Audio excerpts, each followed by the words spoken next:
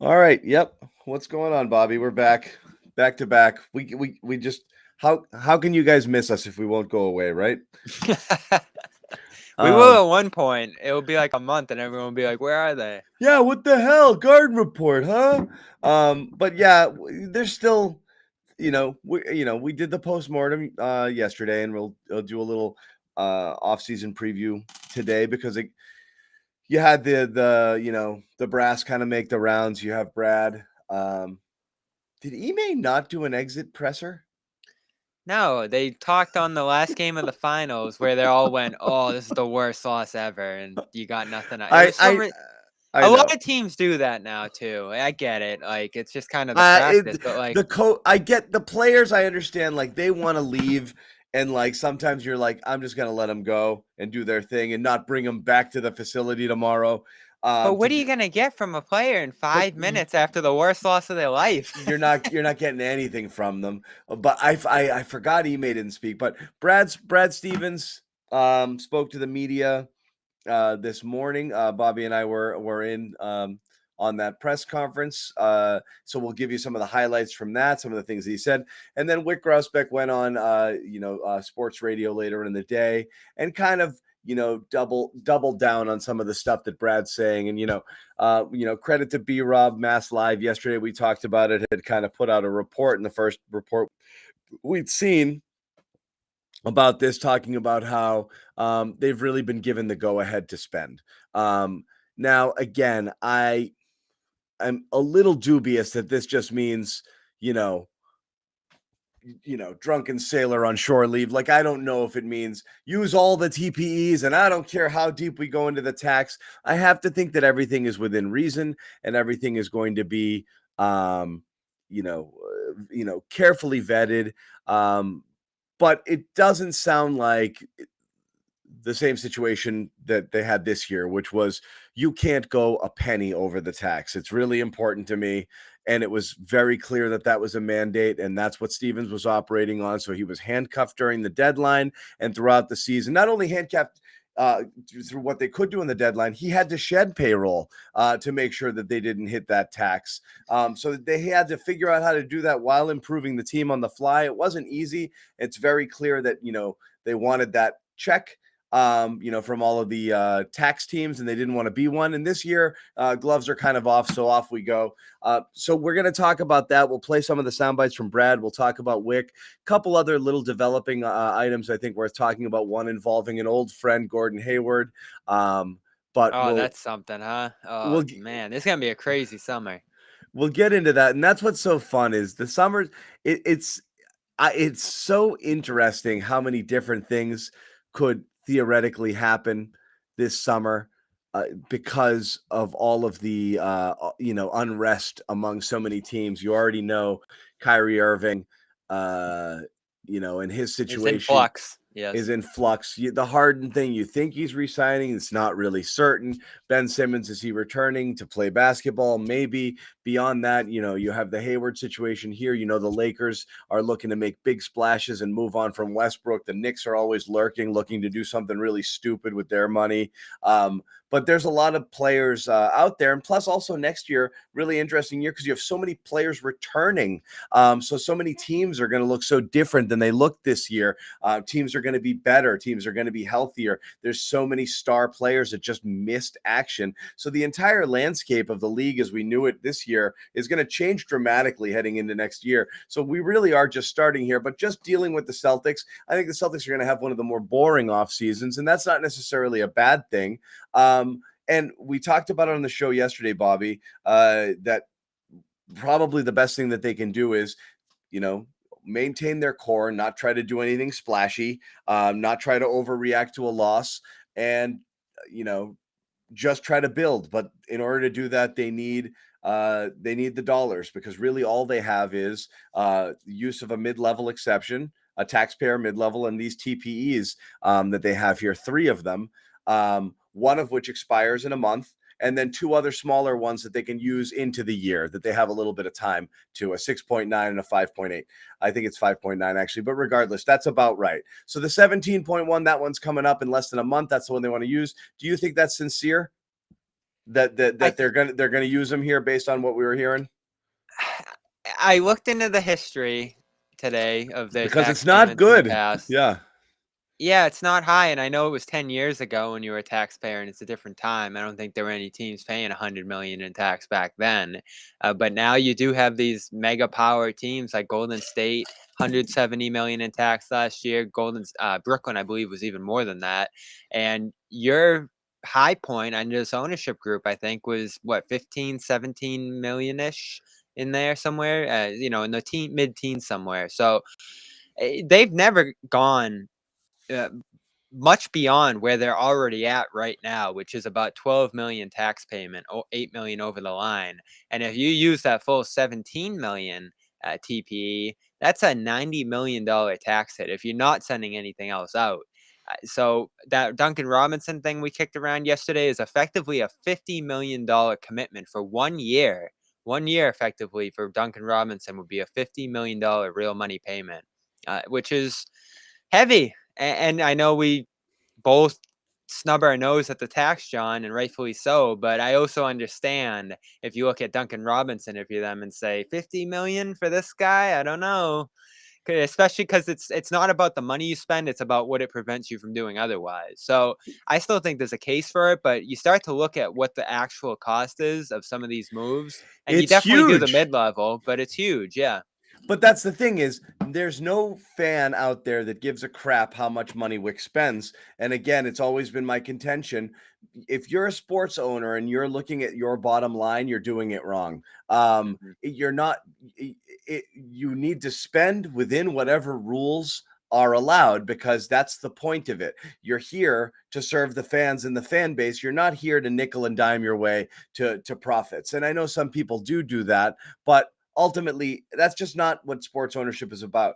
This is a vanity. This is a fun thing that billionaires do to just say that they do it. And honestly, that's really all you need. The owner is supposed to do nothing but say, here's a blank checkbook and let me get out of the way. I may jump in and say, there's certain things that I don't think represent our brand that I don't want you associated with. So an owner could veto a particular move if he didn't really want a type of person to come in here. But beyond that, they should never have the opportunity to say, yes, I will spend that much money, or no, I won't. If it's within the rules and the person you hired to run your team thinks it makes you better, then that's what you're supposed to do. So I have no sympathy for Wick's wallet, and I don't particularly care there, and neither should any fan. We don't get into this. We don't start watching sports to see if you can stay under the tax threshold. That's not really But what it's about. the question we have that's worthwhile is whether they're going to do it.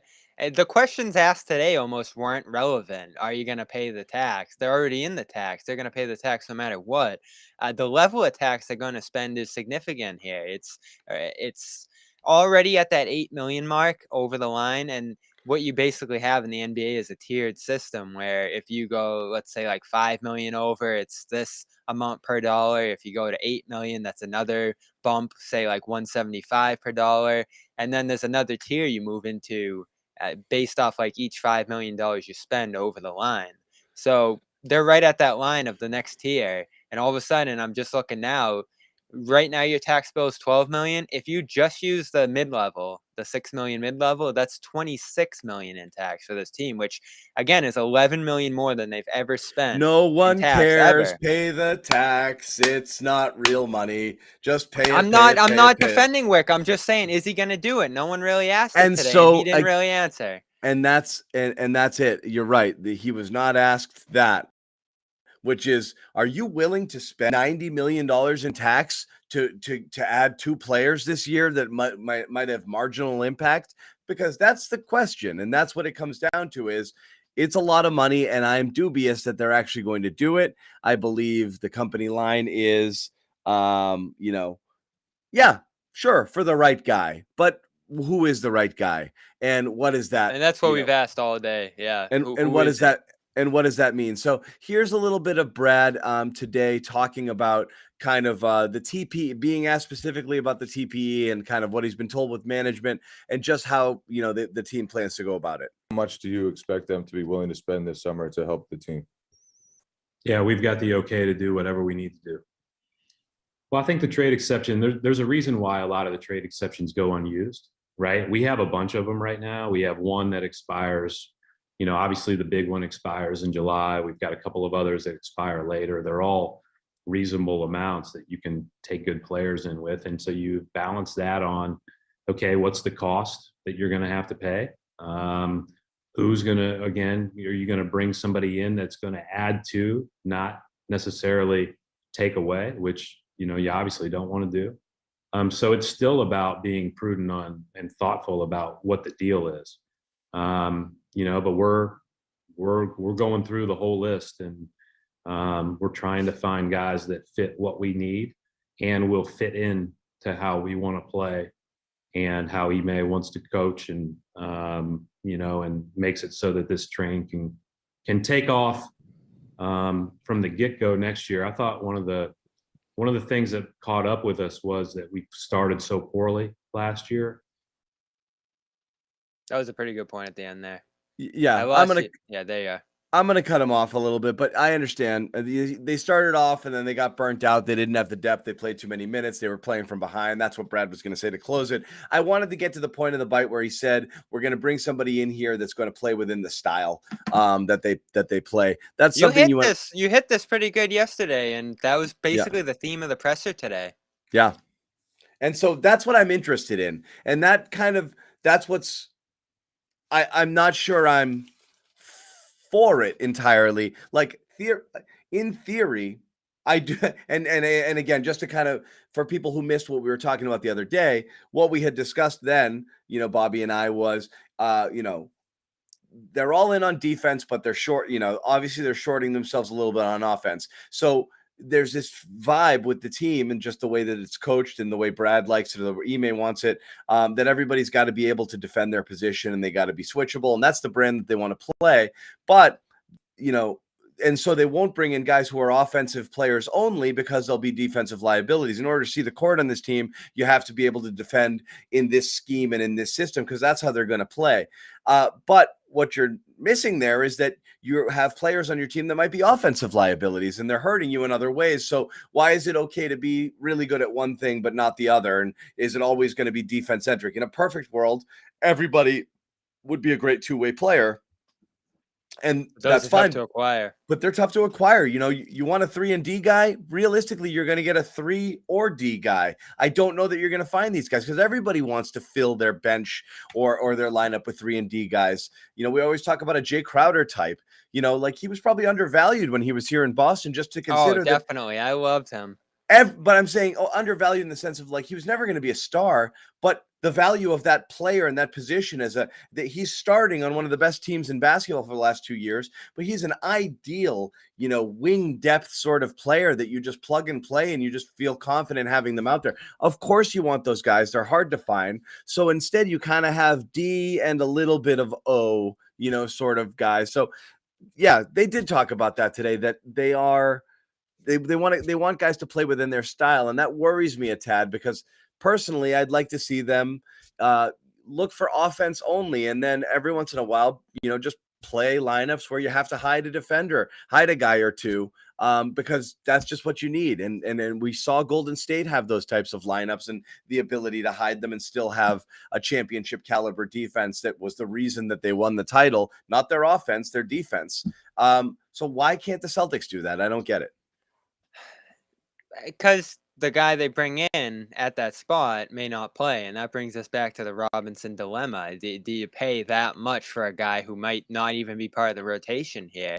I think they would take a flyer on a guy in that role who is low cost. Certainly their internal options, which we'll get to as well. A little bit of optimism, I think, about some of the younger guys on the roster here, which I think is kind of Brad's pitch rather than Ime's, because Ime didn't play a lot of those guys. So that just sort of shows, I think, something that Brad has to assimilate to here is Ime's coaching style. Like, he could potentially give him players that don't mesh with his style, but it might not be conducive to actually getting anything out of that acquisition if they're not going to be utilized to the fullest. I mean, we go through this with Schroeder, and I guess Richardson's not as good of an example because he was a pretty good two-way player. But, I mean, Schroeder felt like that was kind of Brad's deal value pickup, and a guy who had a little bit of an agreement for a role on this team that put Ime in a tough spot, and It wasn't eventually Schroeder's they had to fix defense. that. It wasn't Schroeder's defense that killed them. It was his offense. The thing he was brought in here to do was a style. I'm just talking, yeah, more like stylistic He fit on was the not. team in terms of what He they want was to do. not an elite defender, but he wasn't somebody. And he's a bit of a pick magnet. But he wasn't a guy that was hunted. Per No. se. Right. He had has his some good skill. stretches. He had some stretches too, and he's a pesky guy, and he can come up with steals. He has good hands. He's not, He's available. Want to bring him back?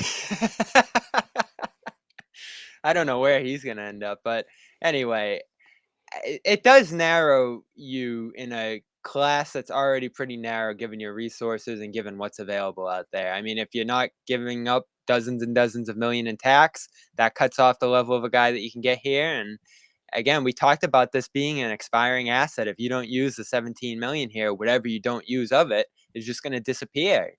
So you almost have to eat that tax just to have the asset available to you in the future here. And that's why I like the Robinson thing, even if he's not an ideal fit for the system, even if he's not a guy who's necessarily going to be a major cog in your rotation. Sometimes you overpay. I mean, do you think any Warriors fan was thrilled about Andrew Wiggins at 30 million? This is the perfect comparison.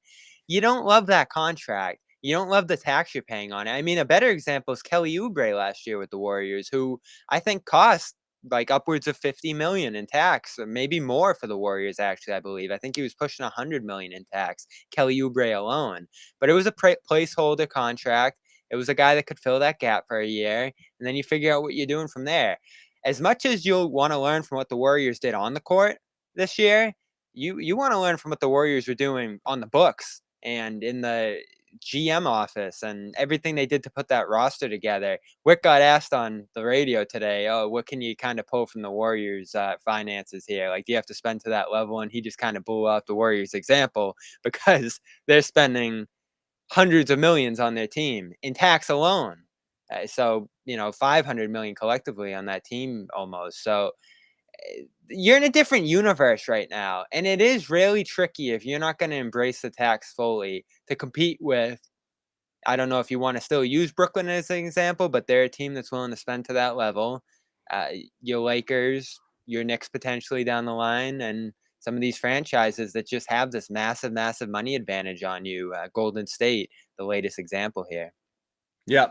It is what it is. I mean, the Nets are there. They can spend whatever they want. They're not really worried about money. You do have some let's get an idea of what the bill is going to look like this year for a couple of teams at the top here. You got the Clippers at 56 million in tax. You got the Warriors at 74 million. You have the Bucks at 14, and then you're kind of in that class there at around like 12 with the Nets and Jazz. And I don't think this includes the repeater penalties on top of that. right. But you're a rung below, I'd say, the Clippers, Warriors, and Nets in terms of those elite playmakers. I guess everybody is, but still, if you want to compete at that level and those your competition teams potentially next year, you got to at least bridge that gap a little bit. Like, you're never going to be the Warriors. You don't have that stadium. You don't have that payroll. Even some of just the way things shook out with Durant there allowed them to bring in more money than the Celtics realistically can right now. This is what's frustrating is like, this is great if you do it. And if there are teams that want to just shed salary, you got to be there. Look at how many teams this year were desperate to get under the tax that were giving guys away. Norman Powell being one of those, and that was a guy who I actually liked. And I thought, there were a lot of teams who were just, I got to get under this threshold. I think last year at this deadline you missed opportunities. Was a real good opportunity to buy, but they were so hell bent on staying below the tax. And now they're okay to spend it because they wanted that windfall to come back to them. Well, again, hindsight and all that, but I mean, we were saying it at the time, that was a mistake, and at the end of the day, it might have cost you a championship. If you weren't so worried about it last year, you might have been able to pick up better assets. Sure, you would have had to pay for it, and you wouldn't have gotten that refund check. But then you wouldn't have to worry about going and overpaying and spending $90 million potentially on a Duncan Robinson type figure, because now you've been given the clearance to. So I don't really understand the thinking behind that to me, you should always just be looking at if the poorer teams, the non-contending teams, the teams that their number one goal is to not pay tax, want to give good players away, you have to be there and scoop them up. And I felt like that was an opportunity last year, and they kind of mucked it.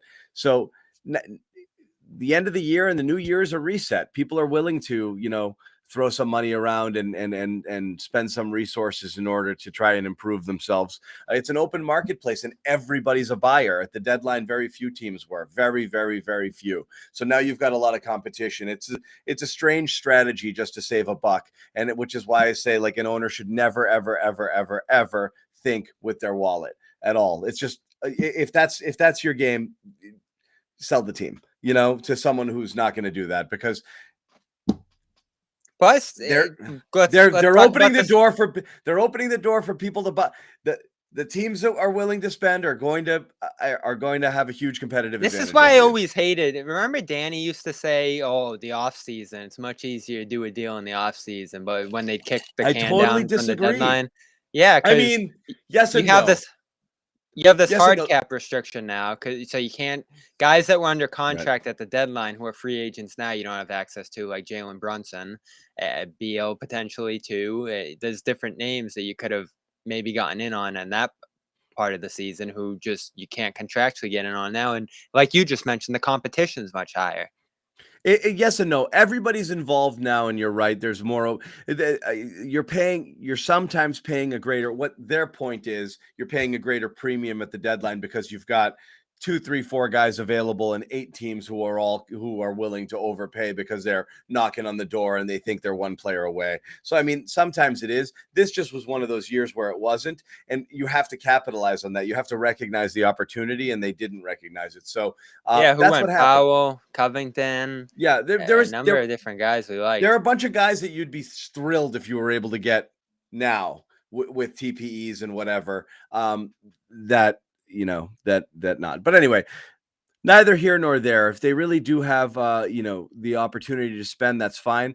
Then we're talking about what the style is going to be. Now, this is what's interesting. We played that last Steven soundbite that said that they want to have something that fits their system, which would lead you to believe it's going to be the type of player that can play the type of defense that's the team's hallmark. But then he also did concede that there's some offensive shortcomings on this team. And here's a bite he was talking about here regarding the team's lack of playmaking. Those issues are only going to be resolved by the players, like your main players, continuing to develop, or do you feel like adding more playmaking off the bench and making other tweaks is what you need to augment? What was the word you used? I can't even remember at this point, honestly. It was I didn't know what it meant. So I was trying to figure out what you were asking as you were going through it. Jared, I think we need a little bit more playmaking. Yeah, I think that's real. I think we need more playmaking, but I don't think we can expect to be stagnant, right? So like we have to make sure that we continue to play with pace. When we're at our best, we play with pace, and when we create one advantage, the ball whips around the court. And I just thought that we played pretty slow in that last series, and again, credit them, they impacted us for sure. But and all that said, we had a chance to go up 3-1 in game 4 with about 5 minutes to go, and maybe we feel a little bit different. But there's no question that in this league, the more guys that can make a play offensively, the better. And I think that the challenge again is making sure that whatever you do around the margins of our roster, we have a unique identity, and we have uniqueness in our size and our ability to be versatile, all across the board. And so we have to take all of that into account when we're adding to our team. But there it kind of is again. We need more playmaking, but at the same time, we've got to still be big and be able to play the type of defense we want to play. So yeah, again, he said it about 4 times. And then again, so once again, you're ruling out like just like little motor scooter type of just all offense point guards who are going to be undersized and not able to defend, guys who are nothing but space floor spacers and shooters, but who aren't able to defend their position. Like, there's no role for you on this team if you can't do that other stuff, and it's almost like it feels like any player they would bring in is almost like NS Cantor, on this team. Like, I might be able to sneak him. I might be able to sneak 5 minutes of Cantor in, and reap some of the benefits of his offensive rebounding and post presence. But that's it, because he can't play defense well enough to hang. And I'm just too worried about that all the time. So again, we're back to, yeah, we need more playmaking, but they've also got to be a dynamic defender and big and switchable. Where are you finding these people? Like, you have a lot of people out there right now saying we need an upgraded point guard, and rightfully so. People are like, who is that guy? Well, now who is that guy who's the upgraded point guard who's also an exceptional defender and has size? Like, where are you? You're just adding more layers to the impossibility of this find. And how are you acquiring them? With a TPE or a mid-level exception? How in the world are you finding a player like this who can provide all of these things? I mean, we've certainly looked at every name that's available under those constraints there, and it's not like even Tyus Jones, who I think you'd be thrilled if you got Tyus Jones. He's a 6-foot point guard who's probably going to have some issues you talk about there. So you're definitely restricting yourself immensely here. But I also get the thinking. I think what one part I think you left out of it, John, is he also mentioned you're not going to take away something that's helping you right now and hope that something you're replacing that with is better. I think it goes back to Smart and a conversation we had about him yesterday and just how available he is. I think he's one of your main value chips if you were going to really go out there and get aggressive and pursue one of these higher value guys, whoever that would be. And I think Brad and even Ime has learned that what you got value-wise collectively out of Smart by replacing the poor defense you had at that position last year with elite defense and one that really motors and anchors the system there is overall better value than maybe a little bit better offensive point guard play. There's at no that question. spot. You're looking basically at Kemba versus Smart. Yeah. Which player did the team function better? It's Smart. And I keep saying Brogdon. Like, you'd rather have Smart than Brogdon. That's like a great example, right? Like, Brogdon's a solid defender. He's fine. He's not a good shooter. Much better offensive player than Smart scoring wise. But, is the passing that much better? Does he solve all the issues you have there? And then you're much worse defensively, I think. Not to mention the durability concerns with Brogdon. Yeah. In which I think you got to look into. I mean, and I take it back. But he had a bad shooting year. But yes, Brogdon coming off of he can't play a full season ever. And he's coming off a year he shot 31% from three. Obviously, he's a better shooter than that. He was derailed, overall. yeah. So, but he had a rough year. So yes, he's a scorer. Is he a facilitator? No, it's not. That's not that guy. He's not that guy. He's a guy who can score. So does today take Robinson off the table, you think, just based on the comments we heard?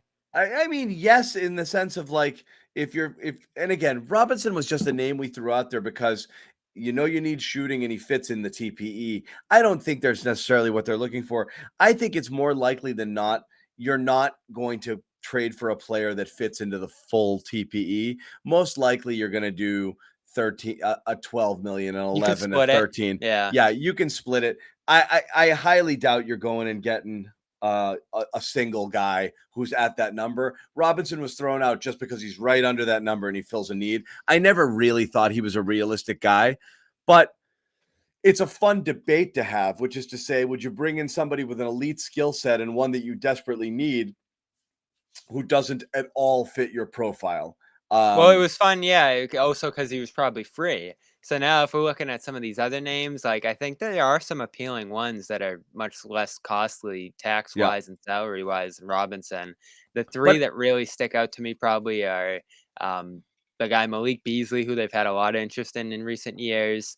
My other one would have been the Who's the forward who used to play with LeBron there? Contavious Caldwell Pope. Contavious Pope. who's an Yeah, if you say expiring deal. Satoransky, we're logging off. No, okay? no, I saw the headline the chat was talking about. He's off to Spain. What a shame. That means he was available. Yeah, so Pope, who was the one I just mentioned, Pope, any wing there that brings shooting and a little bit more defense. I know people like Herter. Beasley was the one I mentioned, and then like a Richardson type. That's the killer, right? And we're gonna keep asking that question forever. Could you have just kept them? It's a much lower salary too. It's unreal what they cost themselves last year by like backflipping over the tax. And again, all these cap people are saying, oh, they avoided the cap like it was some big accomplishment, or the tax rather. You cost yourself a lot by avoiding the tax. And what do you gain? Instead of paying the repeater tax in 25, you're paying in 26. What's the value on that? I mean, that's beyond Tatum's contract even. I mean, there was no need to avoid the tax last year. So again, I don't know. Did the Spurs want Richardson? Maybe they did. Maybe they said, we want him because we can flip him into another first this offseason. But if you could have kept Richardson and the Spurs didn't even want him and you just want to dump him because it matched salary and you keep this TP here, what was the point? Because now you're looking for Richardson. Oh, it's so ridiculous. It's ridiculous. Like if you were able to acquire Richardson with the TPE for nothing, wouldn't you be like, that's a pretty good find? If for a portion of the TPE, you'd be like, yeah, that's a great. They did the same thing with Fournier. They added Fournier. They split the TP in half for no reason, flipping out Tice because they needed to offset the cost and avoid the tax. And then they brought back Tice at an even bigger number later. They bring back Tice for a bigger number. Yeah. You look at all the moves they've made over the years to avoid the tax and cut salary, and everyone has killed them. Shipping Cantor out along with Desmond Bane to avoid the tax, and then bringing Cantor back. I know, and that was, even if bringing Cantor back was a good move, it just looks so ridiculous, and it wasn't a good move in the end. It's crazy. It just goes back to just pay some tax. It's not killing you. What did they gain? They've been out of the tax since 2019. And what did they gain? They were contending in some of those years. They were certainly contending this year. Oh, it's so ridiculous. And now they're in a worse spot trying to get back into the tax. So that's they what can't I mean. add anything easily.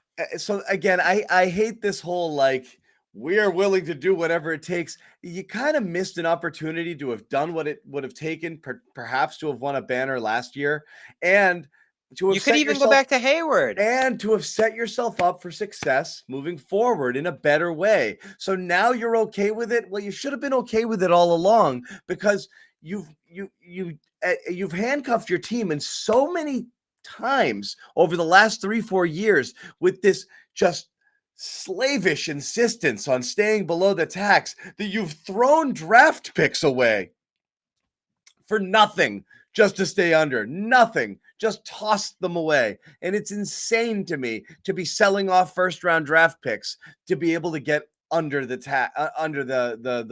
tax threshold. Yeah, I mean, do you really think the Spurs wanted Richardson? I mean, come on. I don't think it mattered. Didn't. They wanted the picks. Yes.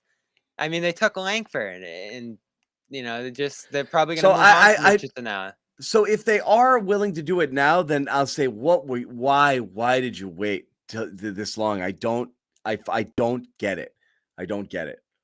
Yeah, I'll give some credit to the Richardson people. I didn't think it was that important to keep him around. He certainly would have helped, and long term, the salary. He maintained that shooting throughout the year. He finished the league, I think, top 10 in 3-point shooting percentage. Again, not some of the volume of some of the top guys in the league for sure, but he kept that going all season long. He was a valuable guy, and a team desperate for that. I mean, desperate for a shooter and somebody to spell the Jays a little bit. And again, if you could have found a way to keep both, you might be having different conversations. We might be having totally different conversations right now. And they friggin' loved him, and Tatum loved him. Like he was a good. This teammate. Is a great point here too, of like the fallout effect of all this. And I know B-Rob wrote about this a year ago or so.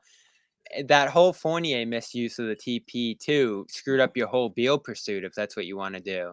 Because you could have kept kicking it to the future with those trades to the point where you would have had a Beal-sized TP.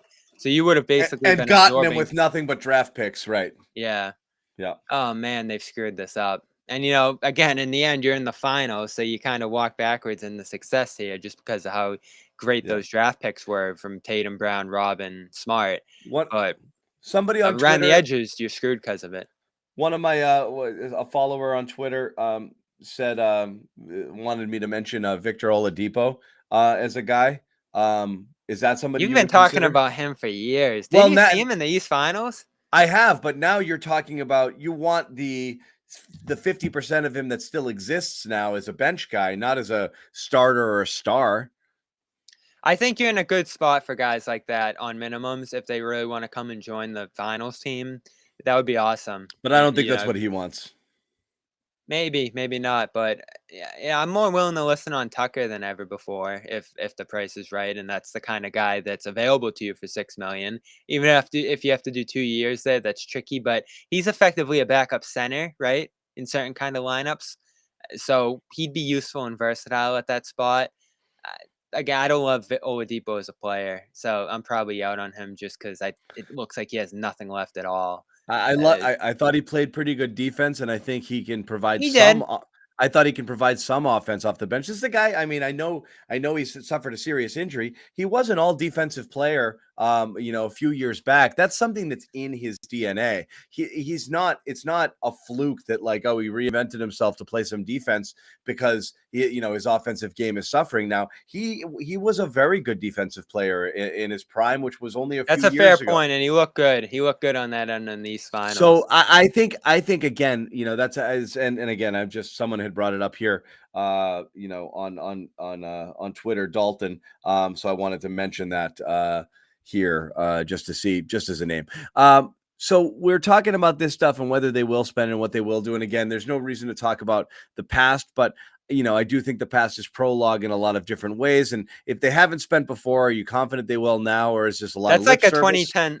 That's like a 2010 Celtics move, by the way, right? Oh, we're bringing in Victor Oladipo. Here's Rasheed Wallace. Yeah. I like the name. Somebody had mentioned it in the chat in the last show we did too, and I didn't bring it up. So I'm glad this. How about Carmelo? Interest in him? Another one somebody threw out there was Mook. I don't love that one because again, we're going to get to the Hayward news of the day. You know how much I love him, but I just don't think you circle back to the stuff that didn't work before, especially with this core, right? I guess there's a scenario I don't think there is a scenario with Hayward. Maybe Morris if there's absolutely nothing else. But again, he has knee problems that have gone back to his last stint here. So I don't think you want to mess with guys who have availability issues right now. Yeah. You want all right. Well, let's get to the other news then. We the latest news, and we'll wrap a little bit after this, but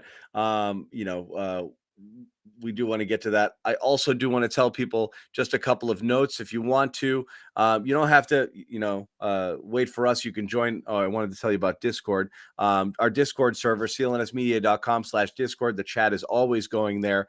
Well over 1,000 people in there, actively, hundreds in there at a time, chatting up Celtics all day and night. Go in there, check it out. It's a really good community. And I know a lot of you people have already joined, but if you're just looking for a place to go hang with some people, chat Celtics, start your own chat rooms, talk with one another. Great opportunity to do so. Bobby and I jump in there from time to time, along with Sherrod, Jimmy, Josue.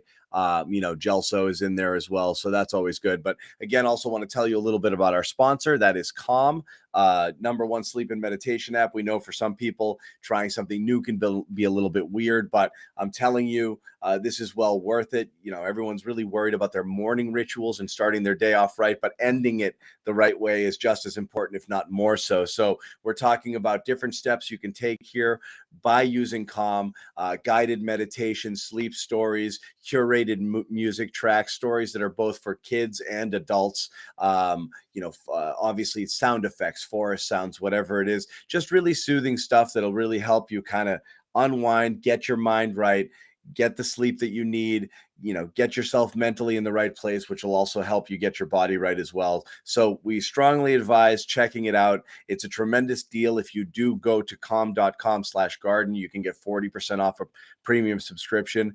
So it's worth checking out. I'd say go for it. They're saying you don't meditate in the chat, or they don't believe you do. Me? Yeah. I have 2 speeds, guys. Two speeds. It's on and off. Okay. Yeah, right. How do they know? You can tune it down right after the show. I That's can just the app.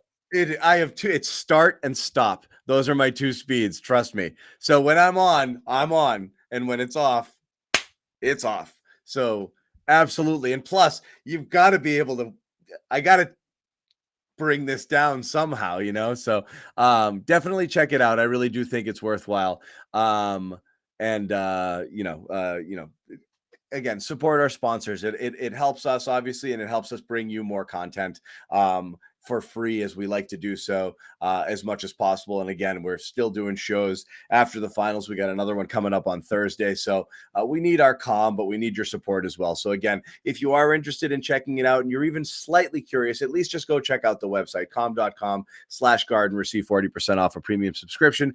We want to wrap the show with this latest news on the Hornets looking to trade. Basically, they're looking to offload Gordon Hayward by attaching a first-round pick to a deal. So that's it. 2 years left on Gordon on his 4-year, $120 million deal that they signed when they swooped in and took him away from the Celtics. And what do you know? They want out. And again, it's understandable because they have young stars here that they want to pay. Rozier's obviously worked out really well for them, and you've got Bridges and you've got LaMelo, and Bridges wants a max deal, and they want to be able to do that. So they want to get out for Gordon, and this sounds to me like they are giving Gordon Hayward away. Who wants him? Do you want him, Bobby? It's not going to work. I do. Part of me wants him because I thought he was such a perfect fit next to the Brown and Tatum tandem. Of course, his playmaking has been dearly missed ever since. The biggest reason last year was a disaster is because they didn't replace him. So I think people saw his value that they lost there. But the money doesn't work. There's no real way to match it. What are you going to send? Tice, White, and Al. It's Al. Al? It's Yeah, Al. like you're not doing that. And plus the reliability questions that a lot of people in our chat had and a lot of fans had in general really came to fruition there. He's gotten hurt every single year in Charlotte. So you don't go back to that.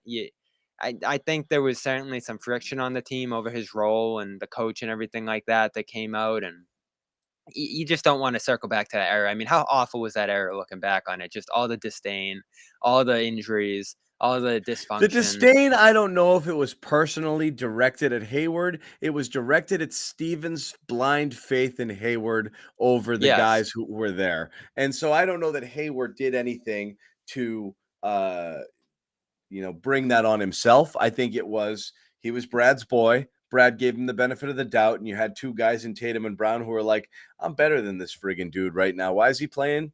And not Tatum as much as Brown. Why is he playing over me? And again, you're also talking about hungry mouths like Terry Rozier and Marcus Morris on that team. And everybody's like, I'm pretty friggin' good too. So you had about 4 guys on that team who had a beef. I will say, though, this looked like a potential budding contender in the East here, and it's going in the wrong direction, certainly now. They lose their coach that they signed or agreed to have head coach them, and now they're looking for a coach again. Kenny Atkinson backing out of that, and now they're talking about bringing Russ in, and this is a report we've heard several times, the possibility that you could be flipping Hayward for Russ, which Lakers fans should be very excited about. I mean, think of Hayward and Russ. Massive upgrade. Even with the health concern. And now you're trying to fit in Russ next to Melo and Bridges and all these guys down in Charlotte. And is this just Jordan saying, I've got this Jordan athlete here I can bring in and sell and have under my wing? It doesn't make any sense. I think this just brings Jordan's ownership here further in the question. It hasn't been a great ownership tenure down there. And it's probably a team that's not going to reach its peak and compete with the Celtics at the highest level here. I mean, they're still looking to make the playoffs for the first time with this core. And they've been at their best with Hayward, right? Every time he's gotten hurt, they've been in a good spot and they've fallen apart after that. So this isn't good news by any down there in Charlotte. I remember, Bobby, we were talking about this during the year. The on-off numbers with Hayward in terms of the impact that he had on that team and Just the winning, record alone. Yeah. was significant. So they really do suffer when he's not out there. And again, in the right role, he's still a really good player because he just does everything. He's smart. He's unselfish. He moves the basketball. He can handle it. He's a facilitator. Honestly, And what's the funny cost? Tax. is It's the same combo we just had. Gordon Hayward's mentality about basketball is what you actually want to inject into Tatum and Brown's veins to get them to be more complete players and recognize. I loved his game. I don't think and- anyone ever appreciated it enough. and he didn't get the full recognize- version, but recognize you have the requisite skills to go off when needed or when the opportunity is there. But sometimes what the game needs is something else. So just do that and don't worry so much about scoring all the time. He's just very good at that. And he's good at looking for a shot, and he's good at, I mean, how many shots do you feel he forced ever? Like everything, he makes the right read. You talk about how many times the Celtics ran into issues with players having the ball and not making the right read. Gordon Hayward always makes the right read. He really does. He's that kind of player. So you would like a piece of that, but again, it doesn't work here because now you're talking 3 wings where you've already got 2. The only way you bring in a guy like Hayward is if in a separate deal you were going to move one of your other wings for some other big blockbustery, landmark, position altering trade. It's just not going to happen. So the Hayward fit here doesn't work. But yes, my God, if you didn't care about money and you didn't care about what it took to get him and it was easy and you could just take Gordon Hayward's skill set and plant him on the Celtics, hell yeah, you would do that. There's really not a way to make it happen. There's ways to make it happen. I'm just not willing to do it if he's this injury prone. And I think we've learned that he is. It hasn't been a season he's gotten through, and his reliability and his ability to come back have been put into question here. I know, but the Wellesley police and the cheese shop would be so happy, right? Yeah. Again, if he's healthy and you feel good about him and he's not even available, the fact that they're trying to get rid of him here just shows it's a damaged asset, and you're not going to give up Horford for that. You're not going to give up Smart for that. If this was Hayward and you were really sure you were getting Hayward, I think you do look at those 2 things. But right now, I think you're out of this. They're going to do the Russ thing probably, and my head's going to spin. Yeah. It's a bad offseason, and it might have worked out for you anyway. I guess you still look back on the management of that cap space and think. And again, somebody it. here saying like, we said they needed another wing. What are you saying? No, I mean, you need a wing who's willing to come in and accept playing 18, 19 minutes a game, who can spell Tatum and Brown, who's going to cost you 12, 13, 14 million dollars, not a $30 million luxury piece to stick in your bench. Like, that's bad business, you would think. Like I said, if you weren't thinking about money, yes, you would take a Gordon Hayward on your team. He's a good basketball player. He makes you better, but it's just, I don't know how. You'd have to move a lot of things to make this work. It'd have to be Horford probably, right? Horford for sure. Yeah, so there's a world in which Hayward's right that I would think about doing that, but where he's not, no way. Well, let's put it this way. Would you do Horford for Hayward for 30, for 2 more years if you got a pick out of the deal to give Horford away for 26 and live without Horford here? You're asking the wrong guy that question. That's the only deal. That's the way the deal works. But then they would have to take on Hayward. They would have to take on Horford. No, you just saw what Horford did last year. I think that's super valuable going forward, and there's the potential that he could be a minimum guy for years to come after this season, which I think is valuable as well. I think the underrated part of this Hayward thing, and the reason that there will be, if you got rid of Horford this year, there would be a Horford round 3. He would come back. You'd get him. He'd return in another year. Yeah, maybe it's a wink, wink, and it's just salary relief for the Hornets. And he gets right in Charlotte this time. He had his Oklahoma hiatus, and now he has a Charlotte hiatus for a year. Imagine a Celtics team that's a 1 seed heading into the final 2 weeks of the season, and then Rob and Hayward both go down. Yeah, there's a buyout of Horford at the March deadline. I don't think that's how it works, but This isn't happening. It's fun to kick around and it's good memories. I mean, this was our first rendition of the show, the Hayward Celtics. So I really loved that year. And they were rolling when he was looking good in the bubble. Remember, that team was probably better than the team we just watched. But The funny thing is like, everybody thinks we have our roles on the Garden Report, and Jimmy and I are the cynics. But like Jimmy and I were like, this team's the best team in basketball, and they're winning the title, and nobody's getting in their way. I mean, we were so bullish on that team because I really did think that they had something going until Hayward got hurt there, and that really derailed everything. But I thought they were a wagon going and headed to the finals. I don't know if they would have been able to beat the Lakers that year, but they were I the think most healthy they would have. But they were the it would have best. been They tough. were the best bubble team. I mean, them in Phoenix, but they were the best Yeah. bubble team. They were so good. Yeah, that's a good conversation. Which team was better, them at their peak or the Celtics this year? It's probably pretty close, but Yeah. He gets hurt and everything changes. The And Kemba bigs- too. I think he's bigs- probably the swing. The bigs that year, and then Kemba was tough. Yeah. Anyway, so that's all we've got for tonight. But we did want to kind of just hang with you guys a little bit and talk some of this Brad Stevens stuff. Any other picking up the pieces here before we wrap? I know Wick talked as well. Your general read on his situation there. Not too much revelatory. He certainly said they'll do whatever it takes, which is pretty vague. Other than that, just a lot of talk about the year that was, and we did it, and all those things. Yeah, I love that. Dead silent all year until I was super surprised to hear from him. It had been a while. Victory lap. But was there anything else on there?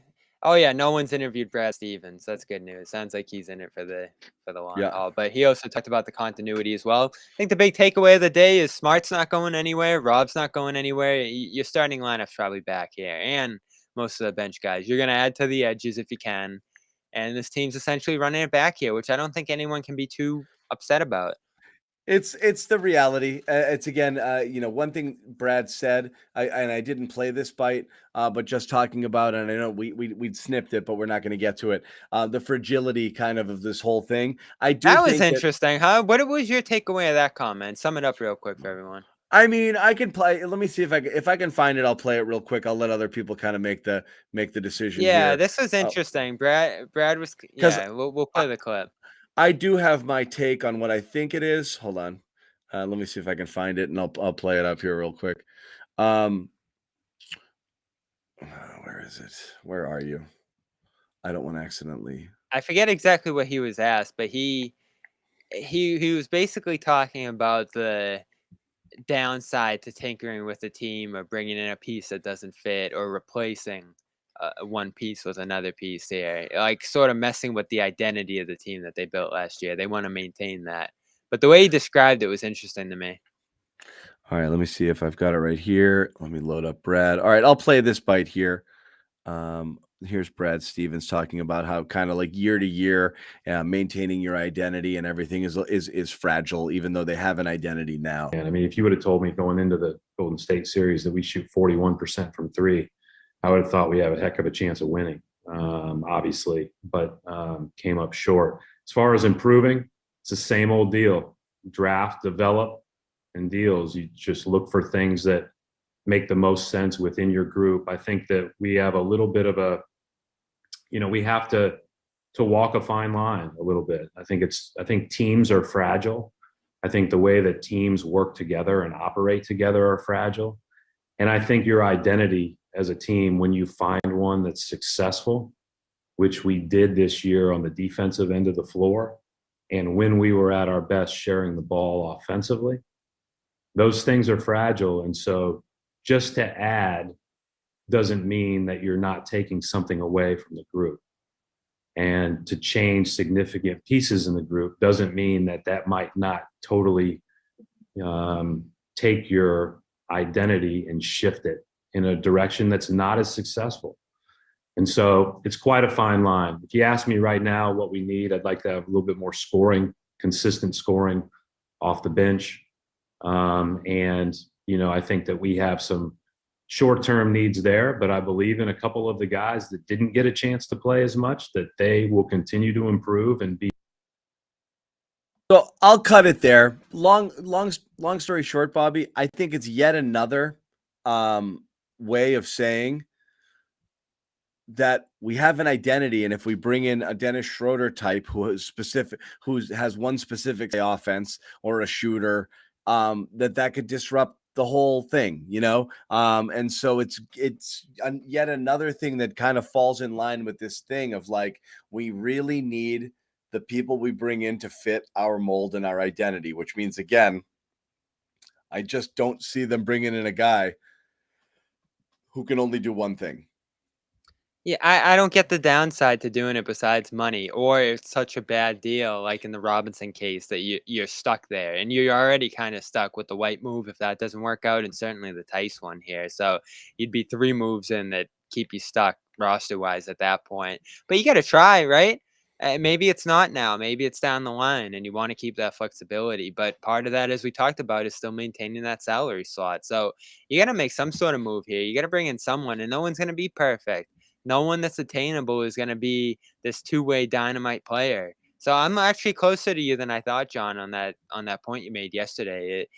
You got to be a little willing to veer at that spot, at the 9th or 10th spot on the roster from your identity, to make this team more deep and versatile. And listen, I understand Brad's perspective from not wanting to trade Smart. I think if you flip Smart out with a worse defensive point guard, you could be net worse. So I understand his discussion if that's what he's talking about there. But otherwise, I think you can add a guy at the bottom end of the bench who isn't as dynamic defensively. And that's the thing is, it's, points scored, points prevented. I mean, I get what he's saying. I think he's also saying the ripple effects of, like, if the entire team is this, unit that plays on a string, particularly as they did on the defensive end, and that's what made them so great and gave them their identity. You bring in 1 or 2 people that just kind of don't jive with that.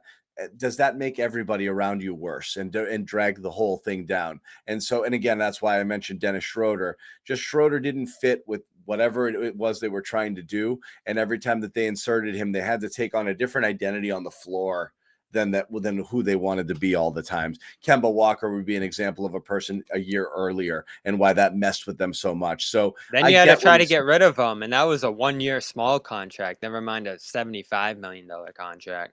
Yeah. So I get all of that. I get where they're coming from with it, but more of the same there. So again, I think it's very clear. There's 2 clear messages coming out of today.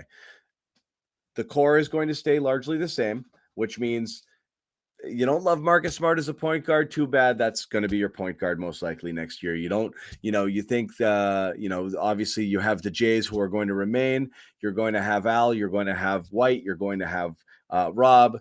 And then, as we've discussed, you're looking for a couple of guys who are going to come in after the big 6 there and play some meaningful minutes and provide some things that you need. But also, those guys have to fit the identity, which means you're not just going to go get a couple of specialists or shooters. You're going to get guys who you think can play within your system and guys who can defend. So again, just throwing out names like a PJ Tucker type and things like that. Obviously, those people fit in with the mold and the identity of the team, and that's really important to them to preserve. And they've been given the financial flexibility, presumably, to make some of these moves and try to get some of these guys. So now it's in Brad we trust sort of situation where Stevens has to identify these guys and figure out whether or not they're worth bringing on the roster and whether they're going to fit. But I mean, for an end of the season press conference where normally you don't get a lot, I do think they did tip their hand a little bit. Doesn't mean they're going to do exactly what they say they're going to do, but when you aren't really trying to fake people out, then there's not really a sense to obfuscate. And Brad didn't. It's not like he gave specifics, but I think they're pretty clear. Yeah, we're trying to get a couple better players with the means that we have at our disposal, which is a TPE and MLE, and that's pretty much it. And then we'll see what else we have on our own bench. I think that's pretty transparent and pretty honest and pretty clearly, what they're going to be trying to do this offseason. Yeah, and they have to make those 2 moves, the mid-level and the TP edition, because those are effectively assets that just expire if you don't use them. So there's no point in not using them other than just saving money. And I don't think they'll aimlessly just try to save money here for the sake of saving money. I do think Wick will spend to just at least utilize those assets there. Now, how much they do is still the question we don't know at this point. The last one there on the young guys on the roster, I know I've been a big Pritchard fan, but he was fine this year. I think he did show who he is in the end. And Neesmith certainly isn't in a great place right now, although has made strides defensively that I pointed out today in my article. So maybe it's worth waiting for his shooting turnaround just because he's made progress on the other end. And I was surprised to hear Ime at the end of the year talk about Sam Hauser making defensive progress. So when Ime talked about guys who didn't play as much last year, perhaps factoring in, I think that's a little encouraging. I just wouldn't rely on those guys for your depth. I think if they appear, it's great. If they don't, you already have. It's almost like it's like it happened with Rob. I don't think they were counting on Rob, and all of a sudden Rob started robbing, and they were like, oh, whoa, hey, what do we got here? So yes, certainly you could enter the season with what you think your core 9 are, with Neesmith and Hauser on the outside of it. And if they play their way in there or play their way past some people who you had higher on the depth chart to begin the year, freaking gravy. Are you kidding? Who here wouldn't be thrilled if all of a sudden a switch flipped for Neesmith and, he had a Jaylen Brown sort of revelation, from year, 1 to year 2 or 2 to 3. If it was a Jaylen Brown revelation, we'd really be talking about not quite, 18. but I mean, I point to Jaylen just because he looked lost and he looked raw after 1 year, and you expected that. He hadn't played a lot of basketball and he came in raw to begin with. And then in year 2, you're like, this guy's got a little bit more to him than we thought. And you're starting to see it. So Neesmith, if you want to lump years 1 and 2 into one messed up year for him, maybe you can say, okay, what if I'm not bullish on it, but I agree with your point 100%. You can't count on it, but you can be pleasantly surprised if it happens. And if it does, like we've talked about, there's no need to get rid of anyone just for the sake of getting rid of them. I think you keep as much as you can here and you try to add to it. And if there's value that you can improve upon and you're surprised by that, maybe you do make a move to surprise some people here. But I just don't see the starting lineup changing on this team at all, nor do I think it should. I just don't think there's opportunities. We're going to keep talking about Beal. I think today splashed some more cold water on that, especially when Wick was asked about a super team and he deferred to continuity, and the Celtics certainly, Brad rather talked about that a lot today too, their identity, what they want to be, and depth and all those sort of things. So I don't think Beal's going anywhere anyway this summer, but it definitely kicks the can back on that potential. And we talked about that yesterday. If that's a possibility down the line and your offense is struggling to start this year and you really don't look like you're in a good spot with Smart at point guard, then maybe you do kind of pull that escape valve and look at making that move with some of the salary and picks that you've assembled here. If not, then you can roll forward with what you have right now. But so I think you can kind of have the best of both worlds there. You can run it back, and if it doesn't work, you have a lot of flexibility to continue to make moves into the season. So that's where we're at. One thing we want to tell you guys about, just as a reminder, Celtics don't have a first round draft pick, but the draft is on Thursday. They pick number 53. Ooh.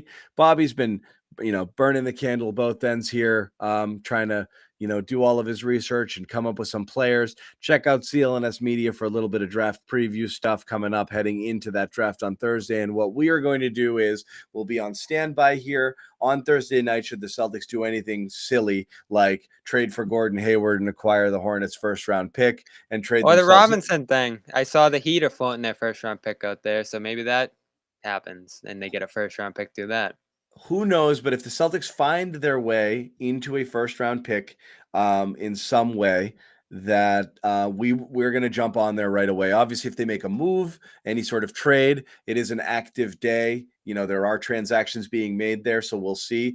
If there is a move made, we will jump in immediately, analyze and discuss whatever happened. If the Celtics trade into the first round, we will be there to discuss that as well. And if not, we'll wait until they make their pick, and we'll come on and we'll kind of talk about. Well, they could pull a Pats and trade out of 53, and then we just don't go live at all. No, but I mean, we'll come on. We'll put a bow on the night. We'll talk about other things that happen around the league. Go over some of the stuff there. And I know even though the Celtics don't have a pick, there is interest among you in just kind of what happens generally. And it is a big night, obviously, on the NBA calendar. So we do want to, do something. So count on us to be around and doing one of these shows on draft night. And again, just want to mention to everybody, go check it out. Go to calm.com/garden. It's the #1 wellness app, sleep and meditation aid. Calm.com/garden. Receive a 40% off your premium subscription. Just go check it out if you're interested in this at all. I think it really is worthwhile. So please check it out. Until Thursday night, we're going to take tomorrow off. If there's breaking news, we will always be here. I guarantee you that. So easy way to follow us is subscribe to our YouTube channels, turn on your notifications, hit that little bell. You can follow Bob Manning here on Twitter, Real Bob Manning, or John_Zanis. Robert Manning. That's what they called me at the finals because of my press pass. Yeah. I put Robert in there. I wanted to age you up a little bit. But a big finals run for Bobby. So that was great stuff. Great work, of course. But you can follow us on Twitter, follow Celtics CLNS. You get notifications that way as well when we are going to do one of these programs, which again are very frequent. Obviously, there's also a ton of free content that can be had on our YouTube channels as well with all of our Celtics pods. We have a zillion of them, some of the biggest names in the market, podcasting, Cedric Maxwell, Jeff Goodman, Bob Ryan, Adam Kaufman with Celtics Beat, Brian Robb, and I know I'm gonna be trying to stack Sherrod Blakely, Gary Washburn, sorry, and Bobby's podcast Dome Theory as well, so you can check that out. Mark Schindler, one of those draft experts, is joining me tomorrow, and try to have as many as I can lean up to the draft over the next couple of days. Again, I wasn't able to research the draft as deeply as I did last year with the Celtics getting knocked down in the first round. So always good to lean on some experts here. We of course have Jeff Goodman as well, who probably knows more about these people than anyone. So look out for that over the next couple of days. Yeah, Jeff's probably been in like half of their living rooms in the last year, so he knows these guys pretty well. Anyway, again, check us all out. I remember we have a podcast if people want to jump back into the archives. We should put that back out there. Yeah. Of Chet and Paolo when they were probably like 16. 17. They were entering their senior seasons in high school, and Jeff had them on as the two consensus top 2 players entering their senior seasons before they even went to Duke and Gonzaga respectively.